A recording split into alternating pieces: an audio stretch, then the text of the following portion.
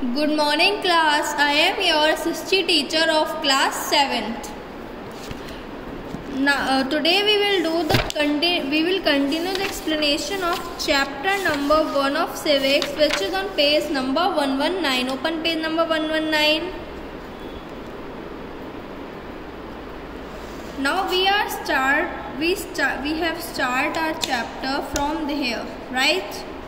Enlightened and wise leadership.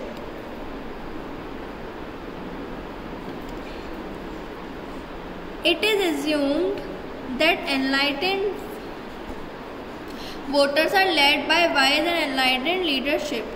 हमने देखा है, assume मतलब देखा गया है कि जो enlightened voters हैं वो किससे रूल हो रहे हैं? enlightened leadership में.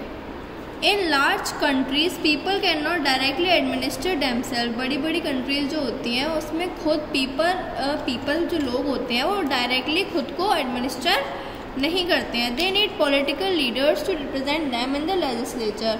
उन्हें क्या चाहिए होता है? पॉलिटिकल लीडर्स चाहिए अपने आप को रिप्रेजेंट करने के लिए. कहाँ? लेजिस्लेचर में. Elections are an important part of democracy. जो इलेक्शंस हैं वो बहुत ही ज़्यादा इम्पॉर्टेंट पार्ट है कहाँ के? डेमोक्रेसी के.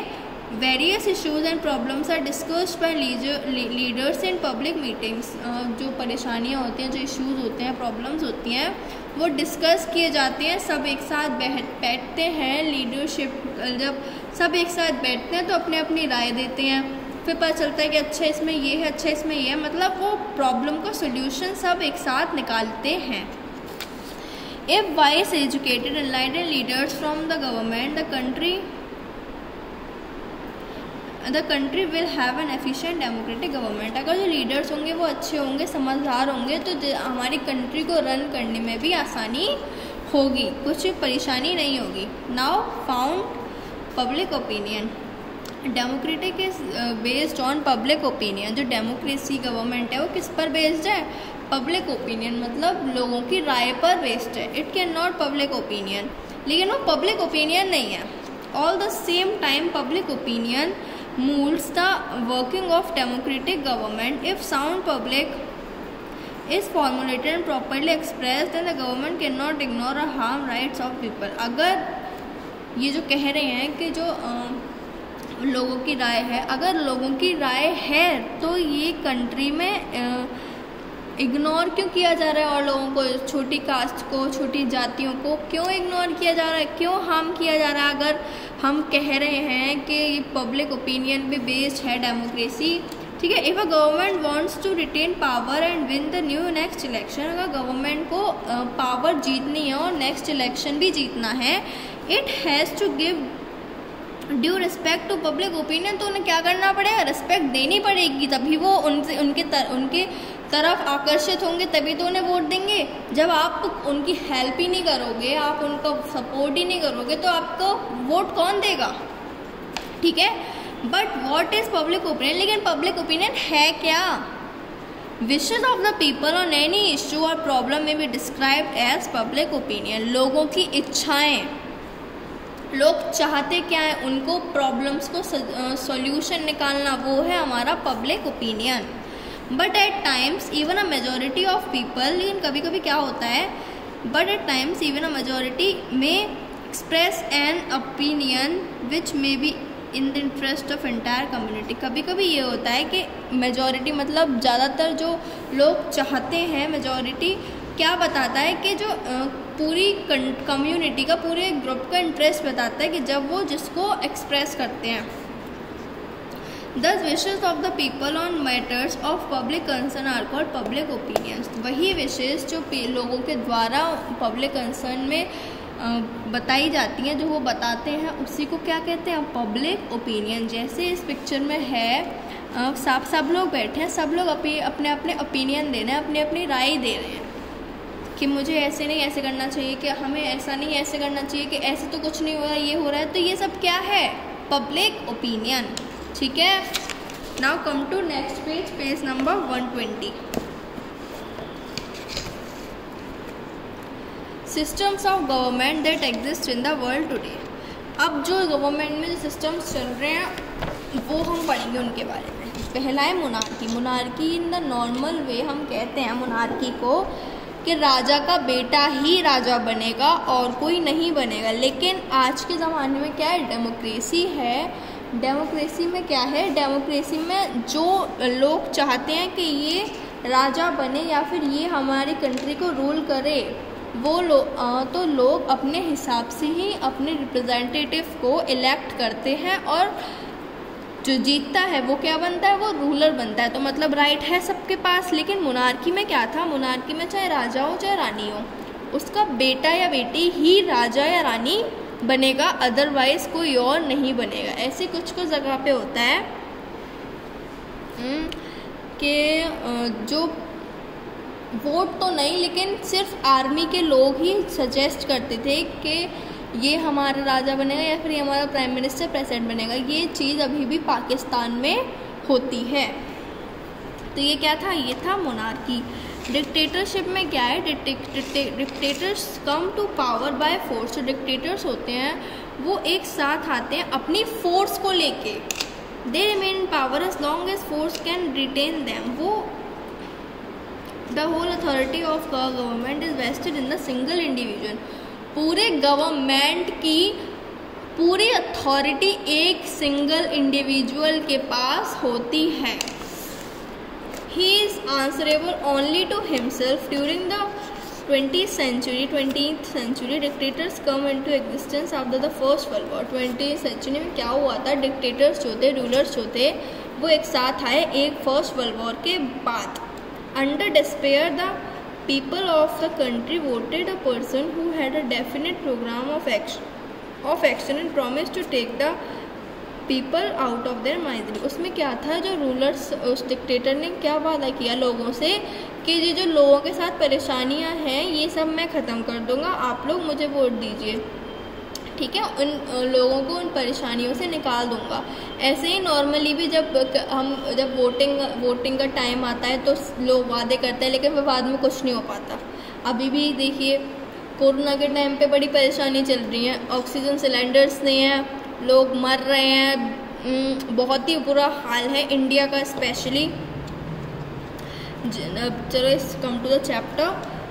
Germany had Hitler. जर्मनी क्या था, जर्मनी एक कंट्री है, उसके पास क्या है, हिटलर। हिटलर उस पूरी जर्मनी पर रूल करता है और वो जिस कहते हैं निर्दयी इंसान, उसमें दया नाम की कोई चीज़ ही नहीं थी। वो लोगों पे ऐसे हुक्म चलाता था कि वो मानो वो उसका खा रहे हो।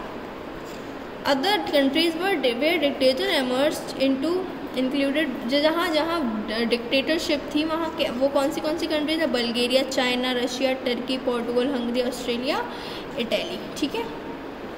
अब डेमोक्रेसी क्या है, डेमोक्रेसी में ये है, मैंने चैप्टर की स्टार्टिंग में ही बताया था, डेमोक्रेसी अब्राहम लिंकन ने क्या कहा था कि democracy is a form of government for the people, of the people and by the people. पूरी जो डेमोक्रेसी है वो किसके लिए है, पूरे लोगों के लिए, लोगों से है, लोगों पे ही है, ठीक है। इक्वलिटी तो बहुत ही ज़्यादा मेन है डेमोक्रेसी में। सिटीजन्स को सारे राइट्स होने चाहिए, आइदर वो किसी भी कास्ट से बिलोंग करते हो, किसी भी इनफेक्ट है यहाँ पे कभी कभी हो जाता है कि ये छोटी जाति का है, वो लोगों की है, बट इन डेमोक्रेसी सबके पास सब राइट्स हैं। एक कॉन्स्टिट्यूशन बना है, उसमें लिखे हैं सारे राइट्स, आपने पढ़े भी होंगे, राइट्स और फंडामेंटल ड्यूटीज़, फंडामेंटल राइट्स, वही सारे राइट्स हैं। सिटीजन्स जो हैं इंडिया के, वो सिटीजन्स पहले आते हैं, लॉ से पहले। सबको इक्वलिटी है, सबको फ्रीडम है, सबको लिबर्टी है और सभी को फ्रेटर्निटी से रहना चाहिए। फ्रेटर्निटी मतलब भाईचारे से, किसी भी कोई कास्ट के रूप में, किसी क्लास के रूप में, कोई किसी में डिफरेंस, किसी जेंडर के, ही द फीमेल ही द मेल के, फीमेल लड़कियों को पढ़ना नहीं चाहिए। अभी तो ऐसा कुछ नहीं है, बट पहले के टाइम में ये सब बहुत था, ओके। अब ये क्या होता है, जनरल इलेक्शन। जनरल इलेक्शन वो होते हैं जब हम नॉर्मली हम जो इलेक्शंस देते हैं एवरी 5 years।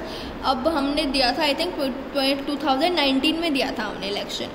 अब जब 5 years ऑलरेडी 2 years 2019, 20, 21 आ गया, 2 years तो निकल गया, 3 years हमने PM मोदी को और पीएम मोदी का फिर उस पर 5 इयर्स फिनिश हो जाएंगे तब फिर इलेक्शंस होंगे। तो यही क्या है, यही जनरल इलेक्शन जो टाइम टू टाइम हर स्टेट में या फिर हर कंट्री में होते रहते हैं, उन्हें क्या कहते हैं हम, जनरल इलेक्शन। जनरल मतलब नॉर्मल। जैसे हम आधार कार्ड होता है हमारा, वोटर आईडी कार्ड होता है, without that we can't. Aadhaar card क्यों होता है? आधार कार्ड एक आइडेंटिटी होती है कि we are the citizens of India, ठीक है। ये क्या होता है? Secret ballot. Secret ballot is an important basis of democratic election. ये एक इम्पॉर्टेंट है डेमोक्रेटिक कंट्री में इलेक्शन के लिए। People want to elect the representative without any interference in their freedom of choice. लोग अपने मन से अपना रिप्रेजेंटेटिव मतलब जो रूलर खड़ा हुआ है, ठीक है, उसको चूज कर सकते हैं फ्रीडमली, अपनी चॉइस से, बिना किसी का दबाव डाले। This requires that nobody should know in whose favour a voter has cast his vote. इससे पता नहीं चलता है कि जो वोटर है वो किसको दे रहा है। बस एक मशीन होती है, it is called EVM, electronic voting machine, उसी में हम अपना वोट देते हैं। Every citizen should have freedom to vote to the polling booth on the day of election. He need not tell anyone whom he is going to voting forever after casting his vote. He may keep the name for his choice secret. Polling secret ballot में क्या होता है, लोग अपने representative को खुद choose करके आते हैं और वो किसी को बताना ज़रूरी नहीं समझते। वैसे हम किसी को जाते हैं तो हम कह देते हैं कि पता नहीं दे के आए होंगे किसी को, हमें क्या मतलब। तो वैसे ही हम किसी को बताना नहीं चाहिए कि जो जीतेगा वो तो जीत ही जाएगा, हमने अपनी मर्जी चलाई है तो इसमें हमें कोई रोक नहीं है। हमें फ्रीडम है कि हम अपने खुद के रिप्रेजेंटेटिव को चूज कर सकते हैं, ठीक है। वही था हमारा क्या, सीक्रेट बैलॉट। अब पोलिंग बूथ क्या होता है? पोलिंग बूथ एक रूम होता है जहाँ पे वोटर्स जो हैं जाते हैं एक एक करके और अपना वोट दे के आते हैं अपने मन से, उनको जो भी देना है। Booth is manage by number of officers who identify the voters using ballot paper two him and see that order is maintained. उनके साथ एक ऑर्डर होता है जिससे कोई बार बार चीटिंग ना कर सके। आपने देखा होगा ये इस वाली फिंगर पे यहाँ पे मार्कर सा लगा रहता है, ये एक साइन होता है जिससे हम क्या पता करते हैं कि इस इंसान ने, इस लोग ने इलेक्ट वोटिंग दे दिया है, अब इसे फिर से कराने की ज़रूरत नहीं है। ओके। और अगर किसी अब एक बार वोट दे दिया तो हम एक और बार किसी कैंडिडेट को, किसी भी रिप्रेजेंटेटिव को वोट नहीं दे सकते। When the voter actually enters the booth and has his identity verified, a mark of ink is applied on the first finger of his or her left hand. मैंने अभी बताया, after the ink mark is applied, ballot paper is given to the voter. जो voter मतलब जो vote देने आया है उसको फिर जब मार्क लगा देते हैं लेफ्ट हैंड पे, तो क्या होता है, आई थिंक फर्स्ट पे लगाते हैं, इस वाली पे, ठीक है। उसमें क्या होता है कि बैलॉट पेपर दिया जाता है किसको, वोटर को जो वोट देने आया है। Scrutiny is one given a day after the last day of operation. Scrutiny एक चीज़ है जो कि वोटर को दी जाती है पहले दिन का, जब तक लास्ट डे तक चलता है। All the nomination papers are checked by the returning officer. सारे नॉमिनेशन पेपर उस बैलॉट पेपर से क्या होता है, वो भी जमा हो जाता है, जिससे कभी ईवीएम मशीन में कोई परेशानी हो तो वो पेपर्स वो क्या कर सके, गिन सके, जिससे कि अच्छे से वोट पता चल जाए विदाउट एनी चीटिंग। ओके, ये था आपका क्या, पोलिंग बूथ।